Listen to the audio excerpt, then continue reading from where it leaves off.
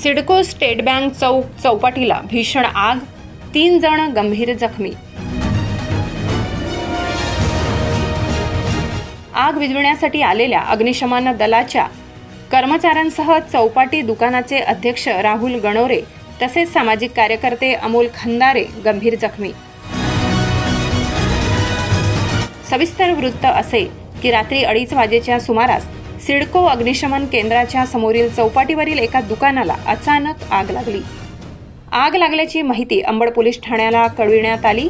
त्यानंतर चौपाटी दुकानाचे अध्यक्ष तसेच सामाजिक कार्यकर्ते राहुल गणोरे यांना या संदर्भात अंबड पोलिसांनी माहिती दिली। यावेळी घटनास्थळी राहुल गणोरे तात्काळ पोहोचले।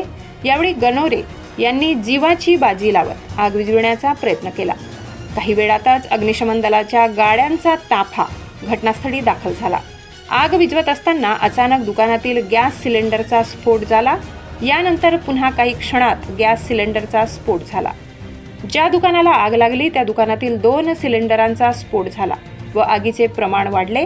या स्फोटात अग्निशमन दलाचा कर्मचारी राजेश हडस वय 47 हे 100% भाजले, तर सामाजिक कार्यकर्ते अमोल खंदारे वय 28 हे 40% भाजले, तर चौपाटी अध्यक्ष तसेच सामाजिक कार्यकर्ते राहुल गणोरे हे गंभीर जखमी झाले। यावेळी जखमींना तात्काळ लेखानगर येथील लाईफ केअर रुग्णालयात उपचारासाठी दाखल करण्यात आले। यावेळी आमचे प्रतिनिधी राजेंद्र सूर्यवंशी यांनी चौपाटी दुकानाचे अध्यक्ष व सामाजिक कार्यकर्ते राहुल गणोरे यांच्याशी चर्चा करून अधिक माहिती घेतली। हा स्फोट एवढा भीषण होता की समोरील असलेल्या इमारतीच्या खिडकीच्या काचा फुटल्या।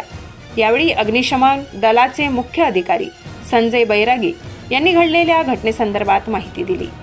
घटनेची माहिती काढताच अंबड पोलीस ठाण्याचे वरिष्ठ पोलीस निरीक्षक दिलीप ठाकूर तसेच सहाय्यक पोलीस आयुक्त शेखर देशमुख, पोलीस उपनिरीक्षक संदेश पाडवी, हवालदार पवन परदेशी, सचिन करंजे, अनिल गाडवे, समाधान शिंदे, अग्निशमन दलाचे सब ऑफिसर टीबी परदेशी, अग्निशमन दलाचे मुख्य अधिकारी संजय बैरागी, अविनाश सोनवणे, के पवार, पार्थ शिंदे, अजिंक्य वजरे, वाहन चालक आय काजी, HD घुगे घटनास्थळी दाखल झाले। महाराष्ट्र माझा न्यूजसाठी वृत्त संकलन विभाग, नाशिक।